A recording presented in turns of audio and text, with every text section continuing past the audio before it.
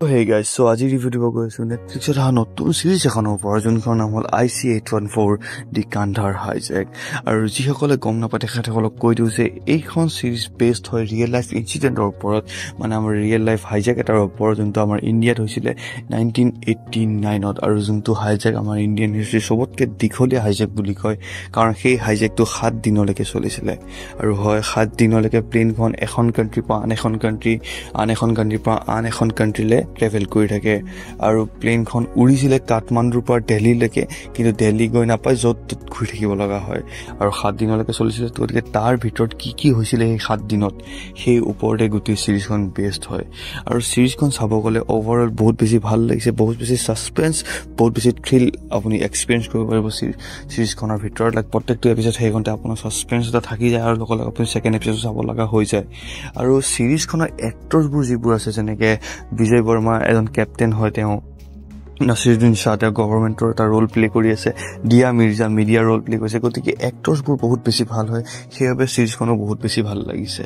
আৰু সিৰিজখনৰ কোনো ধৰণৰ তেনেকুৱা কমপ্লেইন নাই যিসকলে সেই সিৰিজ মানে লাইক আপুনি যিসকলে সেই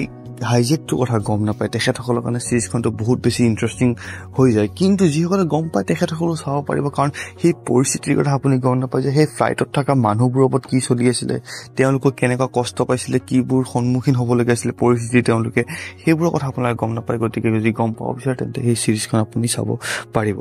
আৰু বহুত বেছি ভাল সিৰিজ কাৰণ সাসপেন্স বঢ়িয়া আছে থ্ৰিল বঢ়িয়া আছে এজ এ সিৰিজ কৈ আছোঁ কাৰণ এখন ৰিয়েল লাইফ ইনচিডেণ্টৰ ওপৰত বেস্ড হয় গতিকে আপুনি ৰিলেট কৰিব পাৰিব মানুহবোৰৰ লগত যে তেওঁলোকে কি পৰিস্থিতিৰ সন্মুখীন হ'বলগীয়া হৈছিলে এটা বস্তু মোৰ বেয়া লাগিলে যে মানুহবোৰৰ যিবোৰৰ নাম আছিলে মানে হাইজেকাৰ্ছবোৰ যিবোৰ আছিলে তেখেতসকলৰ আচল নামটো ইউজ কৰা নাই কাৰোবাৰ নাম কিবা বাৰ্গাৰ দি দিছে কাৰোবাৰ নাম ডক্টৰ দি দিছে কাৰোবাৰ নাম চিফ দি দিছে গতিকে তেখেতসকলৰ আচল নামটো ইউজ কৰা নাই সিৰিজখনৰ ভিতৰত যোনটো কৰিব লাগিছিলে আৰু তেওঁলোকৰ ডিমাণ্ড কি আছিলে সেইবোৰ সব আপুনি সিৰিজখনৰ ভিতৰত গম পাব আৰু 7 দিন কিয় চলিব লগা হ'ল সেই হাইজেকটো সেইটো আপোনালোকে সিৰিজখনৰ ভিতৰত গম পাই যাব আৰু সিৰিজখন ওভাৰঅল ভাল লাগিছে আমাৰ যোনটো কপিল শৰ্মা শ্বৰ যোনটো ৰাজীৱ এজ এ কমেডিয়ান তেওঁ থাকে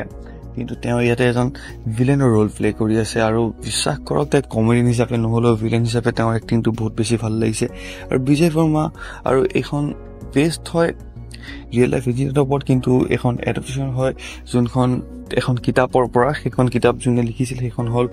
সেই ফ্লাইটৰ কেপ্টেইনজন আৰু সেই কেপ্টেইনজনৰ কিতাপখনৰ পৰাই গোটেই সিৰিজখন হেৰি কৰা হৈছে গতিকে আপুনি যদি চোৱা নাই নিশ্চয় চাব পাৰে সিৰিজখন বেয়া নহয় সিৰিজখন বহুত বেছি ভাল হয় আপুনি সেই সন্মুখীন হ'বলগীয়া কথা বা পৰিস্থিতিৰ কথা আপুনি গম পাব